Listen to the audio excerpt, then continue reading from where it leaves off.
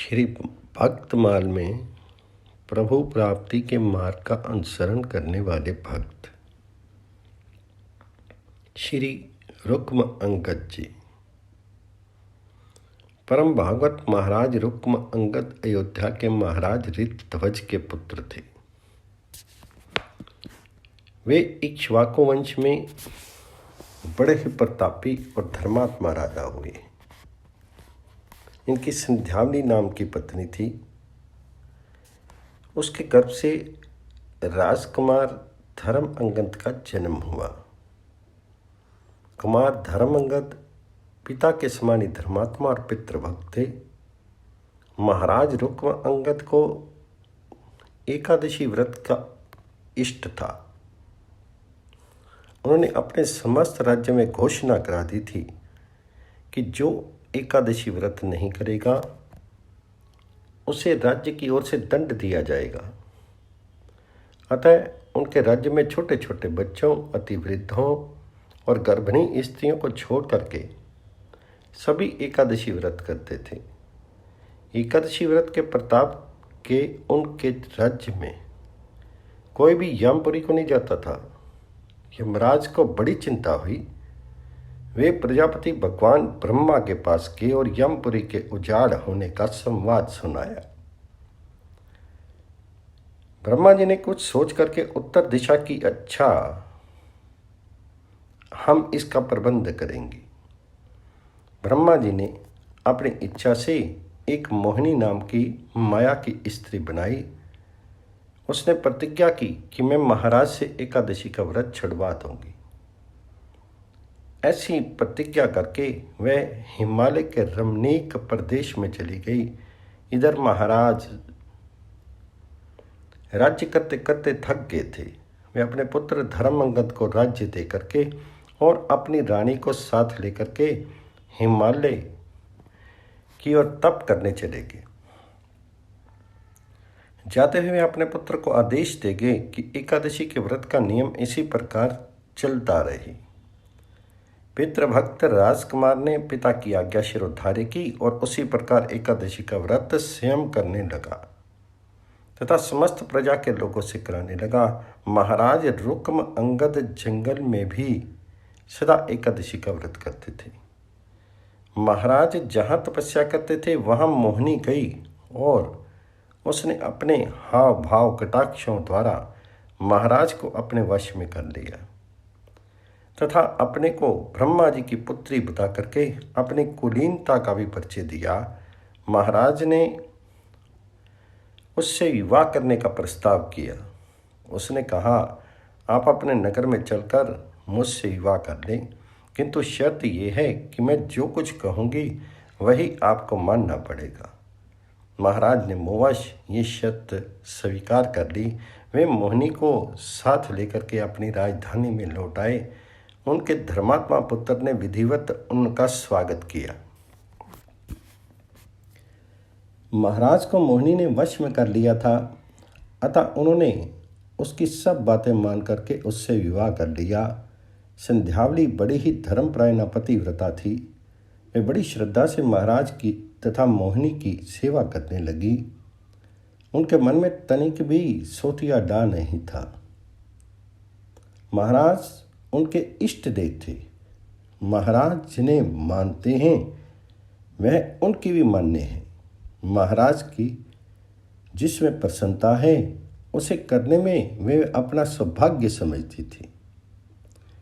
इतना सब होने पर भी महाराज एकादशी व्रत को सदा नियम पूर्वक करते थे। एकादशी का व्रत उन्होंने नहीं छोड़ा। एक दिन एकादशी आई। महाराज व्रत रहे और विधिवत रात्रि जागरण करने को भी उद्यत हुई। मोहिनी ने कहा, महाराज मेरी एक बात आपको माननी होगी। तो महाराज ने कहा, मैं तुम्हारी सभी बातों को मानता रहा हूँ और मानूंगा, बताओ कौन सी बात है। तो मोहिनी कहा, मेरी प्रार्थना यही है कि आप एकादशी का व्रत मत करें, इसे मेरी प्रसन्नता है। महाराज ये सुनते ही अवाक रह गई। उन्होंने बड़े कष्ट से कहा, मोहिनी मैं तुम्हारी सभी बातें मान सकता हूँ, सब कुछ कर सकता हूँ, किंतु एकादशी व्रत छोड़ने के लिए मुझसे मत कहना। एकादशी व्रत को छोड़ना मेरे लिए नितांत संभव है।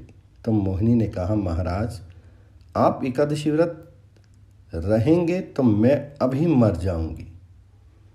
मेरी यही इच्छा है, इसे आपको पूरा करना ही होगा। आप मुझसे विवाह के लिए प्रतिज्ञा कर चुके हैं। महाराज ने कहा, तुम इसके बदले और जो कुछ भी मांगो, जो भी चाहो मांग लो, बस एकादशी व्रत छोड़ने को मत कहो। तब मोहिनी कहा, अच्छा, अपने इकलौते पुत्र का सिर दीजिए। महाराज बड़े दुखी हुए। धर्मंगत को जब ये बात मालूम हुई तो उन्होंने अपने पिता को बहुत समझाया कि इससे बढ़कर सौभाग्य मेरे लिए क्या होगा। आप धर्म संकट से बच जाएंगे, माता की इच्छा पूर्ति होगी। ये शरीर तो कभी ना कभी जाना ही है। यदि इसके द्वारा कोई महान कार्य हो जाए तो इससे बढ़कर इसका सदुपयोग और हो ही क्या सकता है। संध्यावली रानी ने भी पुत्र की बातों का अनुमोदन किया। पुत्र के कहने पर महाराज जो ही अपने इकलौते पुत्र का सिर काटने वाले थे, त्यों ही भगवान विमान लेकर आए और महाराज को सपरिवार अपने लोक को ले गए। जिन्होंने सत्य की रक्षा के लिए प्राण से भी प्यारे अपने इकलौते पुत्र का सिर देना तक मंजूर कर लिया, किंतु एकादशी का व्रत नहीं छोड़ा, इससे बढ़कर परम भागवत और कौन हो सकता है।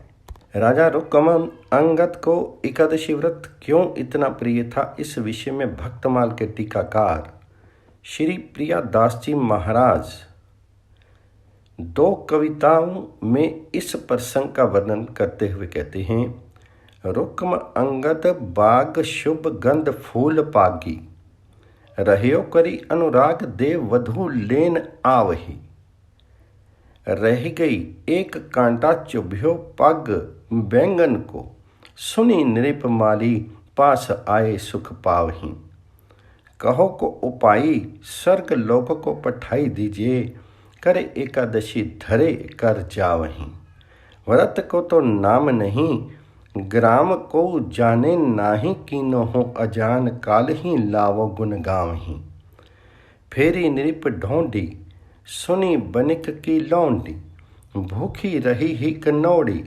निशी जागी उस मालिए, राजा दिग आनी करी दियो व्रत दान गई, तिया यो ओढ़ानी निज लोक को पधारिए।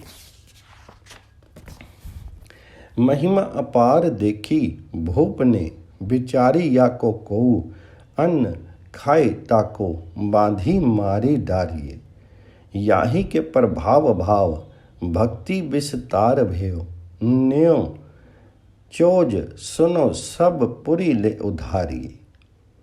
भक्त राजा रुक्मन अंगद का बाग अनेक प्रकार के सुंदर फूलों की तरह सुगंध से भरा हुआ था। इससे प्रभावित होकर के स्वर्ग की अप्सराएं भी यहाँ आती थी।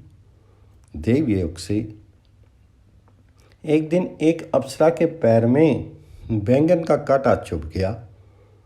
इससे उसका पुण्य क्षीण हो गया। वह उड़कर स्वर्ग को नहीं जा सकी, बाग में ही रह गई। प्रातःकाल बाग के मालियों से ये समाचार सुनकर के रुक्म अंगद जी बाग में आए। अप्सरा को चिंतित देख करके राजा ने पूछा, तुम्हें सुखी करने का क्या उपाय किया जाए। तब उसने कहा कि कल जिसने एकादशी का व्रत किया हो वह हाथ में जल लेकर के अपने व्रत के फल का संकल्प करके मुझे दे दे, तब मैं अपने लोक को जा सकती हूँ।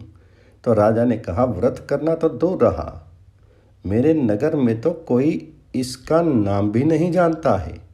तब अप्सरा ने कहा कि बिना जाने ही कोई भूखा रह गया हो, उसे ही ला करके संकल्प करा दो, उसी के फल से चली जाऊंगी और कृतज्ञ होकर के सदा आपका गुण गाऊंगी।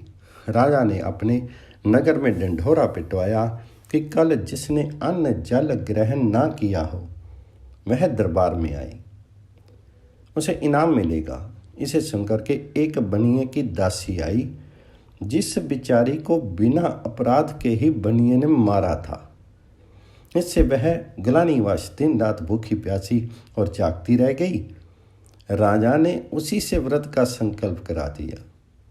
अप्सरा उड़ करके अपने लोक को चली गई। एकादशी व्रत की ऐसी अपार महिमा को देख करके राजा ने विचार करके ये घोषणा की कि मेरे राज्य में सभी को व्रत करना अनिवार्य है। यदि कोई अन्न खाएगा तो उसे बांध कर मार डाला जाएगा। इसके प्रभाव से राजा रुक्म अंगद के राज्य में भाव भक्ति का बहुत विस्तार हुआ।